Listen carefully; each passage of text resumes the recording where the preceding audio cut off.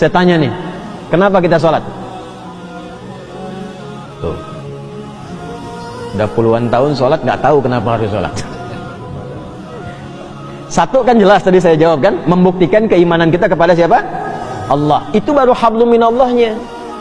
Sedangkan dalam Islam itu kan dua konsepnya, hablum minallah, yang kedua hablum minal makhlukat, bukan hanya dengan manusia, dengan hewan, dengan tumbuhan dan sebagainya.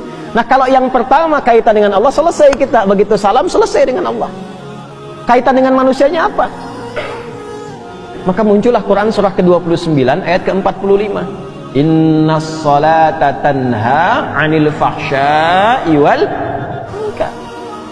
Kaitan dengan manusianya, setelah salat itu, salat yang benar ditunaikan mampu merubah orang yang salat itu menjadi lebih baik, terbebas dari dua sumber keburukan, baik fahsya yang bersumber dari syahwat, zina, pornografi, porno aksi, LGBT, kata-kata jorok. Jadi nggak ada orang sholat kalau sholatnya benar itu kata-katanya kotor tuh nggak ada. Nggak ada orang sholat yang terjebak LGBT. Nggak ada orang yang sholatnya benar yang senang pornografi. Nggak ada orang yang sholatnya benar yang senang dengan perbuatan-perbuatan menyimpang. Nggak ada. Ya contoh paling gampangnya kan dulu pezina banyak di era-era dakwah Nabi Jahiliyah itu. Dan semua jenis zina mereka itu khatam. Semua jenis zina khatam. Tapi setelah mereka dididik dengan sholat, hilang semua zina itu. Bahkan memuliakan dengan sesama. Mungkar itu keburukan yang diingkari oleh hati, sumbernya nafsu perut dan akal. Nafsu perut itu karena terlalu lapar mencuri. Ditambah dengan akal, korupsi. Kan orang bilang kalau ayam mencuri, ya kan?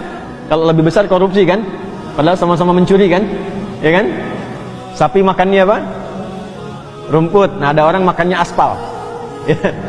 Yang harusnya 7 cm jadi 5 cm jadi 2 cm gitu kan, ya.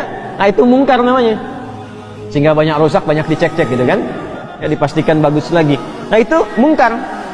Maaf, mencuri, membuat hoax, berselisih, menipu sampai ke tingkat tinggi, membunuh dan sebagainya, itu mungkar. Orang sholat itu mustahil mengerjakan itu, karena saat dia selesai sholat dia sudah terkoneksi dengan Allah. Makanya begitu tuntas sholatnya dia sudah merasa diawasi Allah, nyambung dengan Allah. Ya bagaimana orang diawasi Allah berbuat maksiat ketika dia sadar Allah mengawasinya? Itu yang dimaksud Quran surah ke-4 An-Nisa ayat 103. Fa idza qadaytumus salata fadhkurullaha qiyaman wa qu'udan wa 'ala junubikum. Kalau engkau sudah tuntas mengerjakan salat, maka engkau akan punya koneksi. Kalau benar salatmu, engkau terkoneksi dengan Allah. Zikir itu terkoneksi. Nyambung. Kalau merasa belum connect karena banyak pikiran dunia, padahal harusnya dibuang. Ya, makanya saat sholat kan kita mengangkat begini kan. Itu diantara ilmu hikmahnya, ketika sedang sholat tuh buang urusan dunia ke belakang, jangan dibawa. Pasrahkan diri kita sepenuhnya pada Allah, buang ke belakang. Ini kadang yang terjadi, tangannya begini, dunianya malah ikut. Makanya ketika takbir itu, lisan mengucapkan Allahu Akbar, tapi di pikirannya handphonemu akbar, proyekku akbar, sendalku akbar, jemuranku akbar. Karena dunia ikut, kan? Sering terjadi begitu ya, ya. Kembali. Nah, ini yang menjadikan manfaat sholat gak diraih. Akhirnya apa?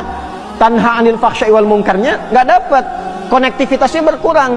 Untuk menutup itu pasca sholat, kemudian diajarkan zikir. Kenapa akhirnya istighfar, zikir pertama yang kita ucapkan? Kan pada sholat itu Assalamualaikum warahmatullah, salam itu menutup sholat. Assalamualaikum warahmatullahi wabarakatuh. Assalamualaikum warahmatullahi wabarakatuh. Selesai nih.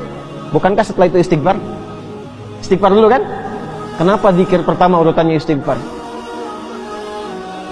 Karena kita memohon ampun kepada Allah, karena barangkali yang harusnya khusyuk itu maksimal terganggu dengan keadaan pikiran yang tidak bisa dikontrol. Itulah sebabnya. Nah, istighfar itu membuka kita supaya menyambung terus, sehingga ketika subhanallah, alhamdulillah terkoneksi. Keluar dari masjid sudah ingat Allah.